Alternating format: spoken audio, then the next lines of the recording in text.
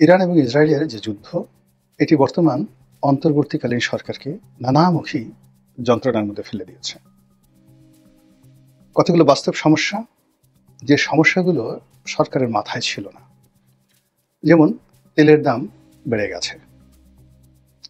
২ নম্বর হলো যে কাতার থেকে আমরা যে এলএনজি আনতাম, সেই এলএনজির সরবরাহটা এই মুহূর্তে ভীষণ রকম ঝুঁকির মধ্যে পড়েছে। তৃতীয়ত, যদি যুদ্ধ দীর্ঘস্থায়ী হয় এবং হরমুজ প্রণালী বন্ধ করে দেয় ইরান, তাহলে আমাদের যে পুরো জ্বালানি সেক্টর দীর্ঘমেয়াদে যে সমস্যার মধ্যে পড়বে, ওটি ডক্টর মোহাম্মদ ইউনূস সরকারের মোকাবেলা করার মতো অর্থনৈতিক অবস্থা নেই। তারপরে স্ট্রাকচারাল যে কাঠামো, প্রশাসনিক যে কাঠামো, সেটা নেই। লাইন অফ সাপ্লাই সেটাও নেই। শেখ হাসিনার জামানাতে আমরা জ্বালানি তেলের একটা বিরাট অংশ ভারত থেকে আমদানি করতাম, এবং ভারত ইরান থেকে তেল আনতো, তারপর যেটা ক্রুড অয়েল রাশিয়া থেকে তেল আনতো, এবং সেটা রিফাইন করে তারা আবার যে এক্সপোর্ট করতো সেটা পাইপলাইনের মাধ্যমে আমরা আনতাম। সেই সাপ্লাইটি এখন আদৌ আছে কিনা, ভারতের সঙ্গে সেই লেনদেনটা আছে কিনা আমরা জানি না।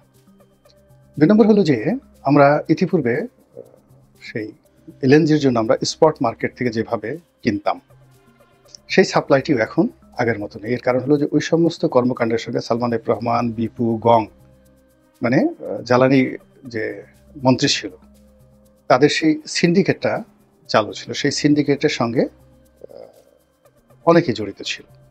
এখন সেই সিন্ডিকেটটা সক্রিয় আছে কিনা আমি জানি না। ফলে এই যে আমাদের যে জ্বালানির সংকটটা এই যুদ্ধের ফলে শুরু হয়ে যাবে, যেটি এই সরকারের জন্য একটা রীতিমতো মানে মহাবিপত্তি হয়ে দেখা দেবে। এই গেল এক।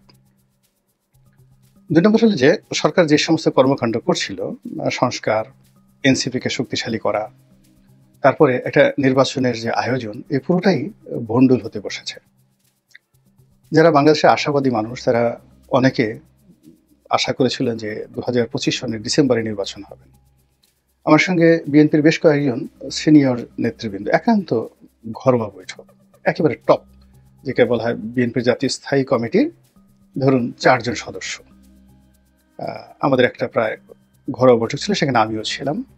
একটা ক্লোজ ডোর মিটিং, একটা পারিবারিক অনুষ্ঠানে, তাও কত ৪-৫ মাস আগের ঘটনা। তো সেখানে বিএনপির এই মুহূর্তে যারা সবচেয়ে প্রভাবশালী যিনি আছেন, তো তিনি একেবারে জিদ করে বললেন যে রনি ভাই, লিখে রাখেন যে ডিসেম্বরের মধ্যে নির্বাচন হবে, এর বাইরে যাওয়া যাবে না।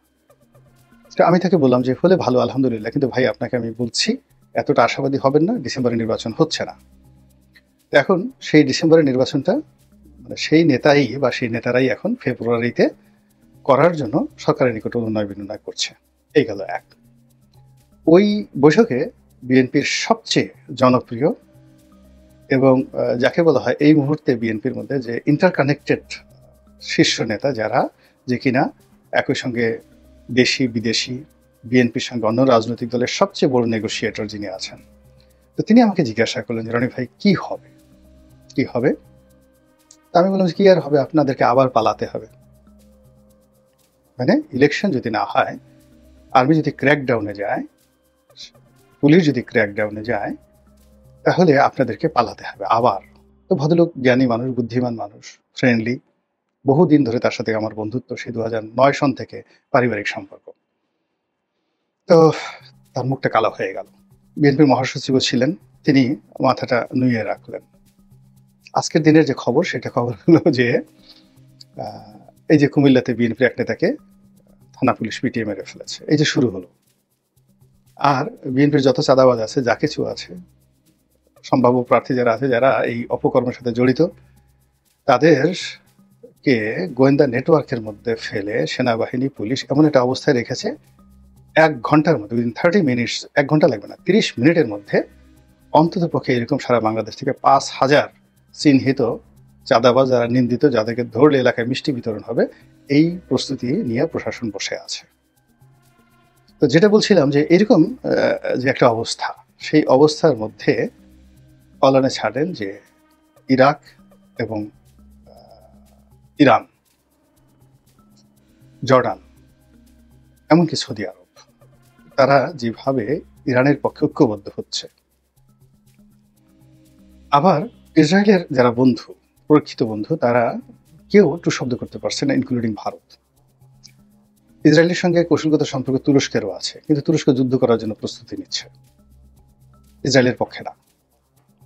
আবার ভারত এখানে যে কৌশলগত অবস্থার মধ্যে পড়েছে, ভারতের একটা বিশাল ইনভেস্টমেন্ট রয়েছে, কয়েক বিলিয়ন ডলার, সরকারি এবং বেসরকারি, বন্দর খাতে এবং অন্যান্য খাতে, কনস্ট্রাকশন থেকে শুরু করে অবকাঠামো নির্মাণে, ইসরায়েলে এবং ইরানে।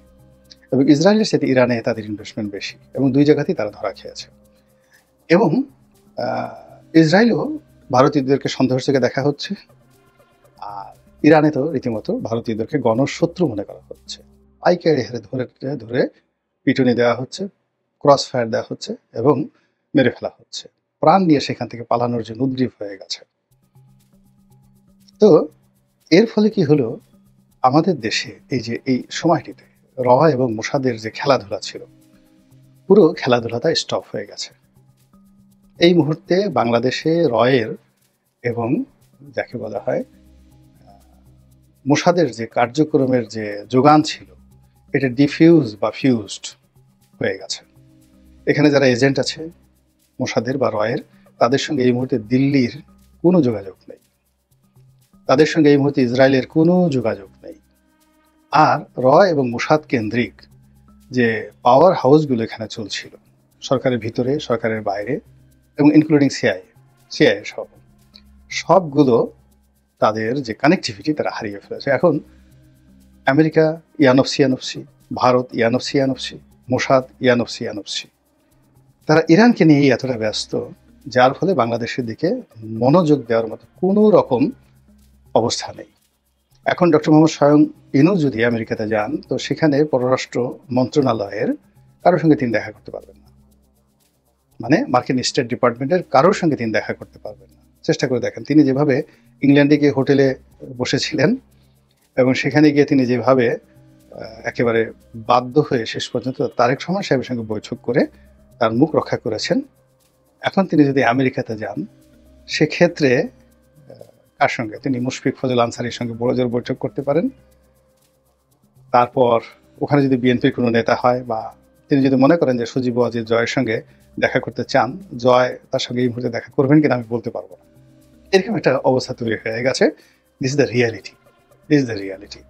তো এই রিয়ালিটিতে ডক্টর মোহাম্মদ ইউনূস সরকারের জন্য কি সমস্যা হতে পারে সেই সমস্যা, যে সমস্যাটা এখন ইসরায়েলের হচ্ছে। অর্থাৎ ইসরায়েলকে আরব বিশ্ব যেভাবে ভয় পেত, ইরান যেভাবে ভয় পেত যে তারা 1 মিনিটের মধ্যে সবকিছু উলটপালট করে দিতে পারে, সেই ভয়টা কেটে গেছে। কেটে যাওয়ার ফলে কি হচ্ছে, ইসরায়েল যা, তাকে সেটাই নিয়ে যুদ্ধ করতে হচ্ছে। অর্থাৎ তার যা কিছু আছে এবং সে যা কিছু করতে পারে, দ্য রিয়েলিটি, এখানে ফুলিয়ে ফাঁপিয়ে কোনো কিছু করার সুযোগ নেই ইসরায়েলের এই মুহূর্তে।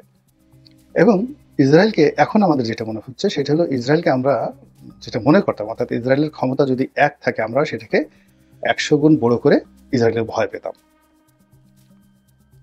আবার ইরানকে আমরা যত ছোট মনে করতাম, ইরানের এখন যে শক্তিমত্তা দেখাচ্ছে, সেই শক্তিমত্তার 100 ভাগের 1 ভাগ আমরা তাকে মনে করতাম ইরানকে। তাহলে ওইদিকে যদি 100 আর এদিকে 100, এই দুটো যদি পূর্ণ করেন, তাহলে দুইয়ের মধ্যে ডিফারেন্স হয়ে গেছে 10,000 গুণ। 100 ইন্টু 100, 10,000 গুণ ডিফারেন্স হয়ে গেছে বিটুইন ইসরায়েল অ্যান্ড ইরান। বাংলাদেশে একই অবস্থা। বাংলাদেশে ডক্টর মোহাম্মদ ইউনূসকে আমরা প্রথম থেকেই তিনি যা, তার চেয়ে 100 গুণ আমরা বড় করে তাকে দেখেছি। তিনি নোবেল লরিয়েট, তিনি আমেরিকার বন্ধু, তিনি ইউরোপ আমেরিকার বন্ধু, ইম্মানুয়েল ম্যাক্রো আমেরিকার যে মানে ফ্রান্সের প্রেসিডেন্ট, কিয়ার স্টারমার ব্রিটিশ প্রধানমন্ত্রী, সংযুক্ত আরব আমিরাতের যিনি শাসক রয়েছেন, দুবাইয়ের শাসক, আবুধাবির শাসক, এরা সব ইউনূস বন্দনা করেন। ইউনূস সাহেব যদি চান, চীনের প্রেসিডেন্ট হাসে।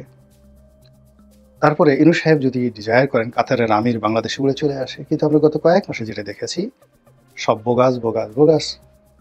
তিনি ফ্রান্সের একটা অনুষ্ঠানে যাননি ডক্টর মোহাম্মদ ইউনূস। এর কারণ হলো শত চেষ্টা করেও ইমানুয়েল ম্যাক্রোর সঙ্গে তিনি একটা বৈঠক করতে পারেননি, সাইড লাইনে হলেও না। একটা ছবি তোলার মতো অবস্থা তার তৈরি হয়নি, ফলে তিনি রাগ করে ফ্রান্সেই যাননি। অথচ বিদেশে যাওয়ার জন্য তিনি যে কি উদ্গ্রীব, ওখানে গুরুত্বপূর্ণ একটা বৈঠক ছিল, অথচ লন্ডনে তিনি যে কাজে গেছেন তার চেয়ে 1000 গুণ গুরুত্বপূর্ণ বৈঠক ছিল ফ্রান্সে, তিনি সেখানে যাননি জলবায়ু সংক্রান্ত। কাতারে তিনি গেছেন, সেখানে আমিরের সঙ্গে তিনি বৈঠক করতে পারেননি। এরপর তিনি জাপানে গেছেন, জাপানে গিয়ে একটা বৈঠক করেছেন বটে, তবে সেই বৈঠকটা কেবলই মাত্র জাপানকে দেওয়ার জন্য। জাপান বাংলাদেশের একটা প্রকল্পে ভারতের জন্য যে প্রকল্পটা হয়েছে, অর্থাৎ শেখ হাসিনার জমানাতে ভারত মানে বাংলাদেশের যে ইন্টারনাল কানেক্টিভিটি রেল ব্যবস্থা, এই রেল ব্যবস্থা নির্মাণের জন্য একটা চুক্তি করেছে এবং সেই কাজটি জাপানি কোম্পানিকে দেওয়া হয়েছে।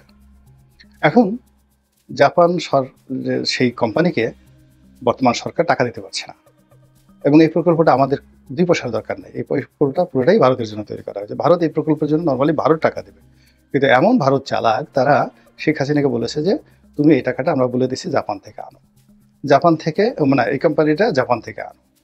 তো ভালো কথা, সেই প্রকল্পে জাপান সহযোগিতা করবে। করার পরে এখন সরকারের যে ফান্ড, সেই ফান্ডের দুটো অংশ, অর্থাৎ যখন একটা মানে প্রকল্প হয়, সেই প্রকল্পে সরকার দেবে 100 টাকা, জাপান যারা ঋণ দিচ্ছে তারা দেবে 100 টাকা। তো জাপানের ঋণ তো সেই 200 টাকা নিয়ে জাপানের কোম্পানি সেই কাজ করে যাচ্ছে। এখন সরকারের ভাগে যে 100 টাকা পড়বে, সেই 100 টাকা এই গত 10 মাসে দিতে পারেনি। এই জন্য সেই জাপান যে ঋণ স্যাংশন করেছে, সেই ঋণের বাইরে আরও ঋণ জাপান বলছে ঠিক আছে, আমার এই কোম্পানিটাকে চালানোর জন্য তোমাকে আরও $1 বিলিয়ন ঋণ দেবো। সেই ঋণের জন্য সে সেখানে গিয়ে প্রধানমন্ত্রীর সাথে দেখা করেছে, মানে জাপানের স্বার্থে। বাংলাদেশের স্বার্থে ওখান থেকে 1 পয়সা তারা পায়নি। এই হলো অবস্থা। তো সেই ডক্টর মোহাম্মদ ইউনূস গত 10 মাসে আমরা তাকে যত বড় মনে করেছিলাম, সেটা কমতে কমতে কমতে কমতে একেবারে শূন্যে আসেনি, এখনো 10 to 20%। এখন অনেক লোক মনে করে বাংলাদেশে যে তিনি বাংলাদেশের রত্ন, তিনি বাংলাদেশের গর্ব।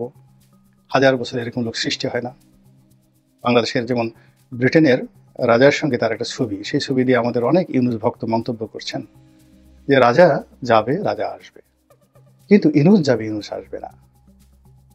পৃথিবীতে ইউনূস একটাই। তো এই মানে কথা তারা বলছে যে এরকম কে যেন একটা কথা এরকম বলেছিলেন বিখ্যাত ব্যক্তি, তার সেই কথার উদ্ধৃতি দিয়ে। আরে বাবা, সেই কথা তো সবাই সমাজ, এই পৃথিবীতে অনেক রাজা যাবে, অনেক রাজা আসবে, কিন্তু আমি ছোট একজন মানুষ, গোলাম মোল্লা রনি, আমি তো ইউনিক। আমি যাই হই না কেন, আমি এমনকি এই ঢাকা শহরে একটা নাপিত, একটা জেলে, একটা ঝাড়ুদার, একটা রিক্সাওয়ালা, ইউনিক, আল্লাহর তৈরি করা একটা ব্যতিক্রমধর্মী মানুষ। তো তার মতো তো কেউ পৃথিবীতে আসবে না, আমার মতো কেউ আসবে না, অন্য মানুষ আসবে, কিন্তু আমার মতো আসবে না। তো যাই হোক, এখন আপনি যদি কারো প্রশংসা করতে চান তো আপনি করতে পারেন। তো সেইভাবে ইউনূস যারা বন্দনা করছেন, তারা সেইভাবে ইউনূসকে এখনো সেই মানে তিনি যা তার চেয়ে আরো 20 গুণ বড় করে দেখছেন, যেটা জুলাই আগস্টের সময় 100 গুণ ছিল। এখন এই যে 20 গুণ তাকে বড় করে দেওয়া হচ্ছে, এটা যাকে বলা হয় যদি একটা বেলুন ধরেন, ফানুস, সেই বেলুনটি এই ইরান এবং ইসরায়েল যুদ্ধের ফলে একদম ফুটো হয়ে যাচ্ছে। ফলে এখন ডক্টর মোহাম্মদ ইউনূসকে আমেরিকার ভয় দেখিয়ে, ইসরায়েলি লবির ভয় দেখিয়ে, ইউরোপের ভয় দেখিয়ে এই বাংলাদেশের একটা তেলাপোকাকেও নিয়ন্ত্রণ করা সম্ভব নয়। ফলে এখন সত্যিকার অর্থে ইজ দ্য টাইম যেখানে he has to prove himself. I am doctor Yunus, I can do XYZ, I can't do XYZ। তিনি যেটা পারবেন সেটাই তাকে এখন করে দেখাতে হবে, আর তিনি যেটা পারবেন না সেটাও এই মুহূর্তে তাকে প্রমাণ করতে হবে, এবং এটা ধরা পড়ে যাবে না। এবং কোনো রকম তাকে নিয়ে আবেগ এই সময়টাতে কাজ করবে না। এই সময়টাতে তেলের মূল্য, এই সময়টাতে অ্যাডমিনিস্ট্রেটিভ যে সকল সমস্যা রয়েছে, এই সময়টাতে বিএনপির সাথে তার যে দূরত্ব রয়েছে, যা কিছু রয়েছে পুরোটাই অ্যাব অরিজিনাল হয়ে যাবে। Not only original, ab original.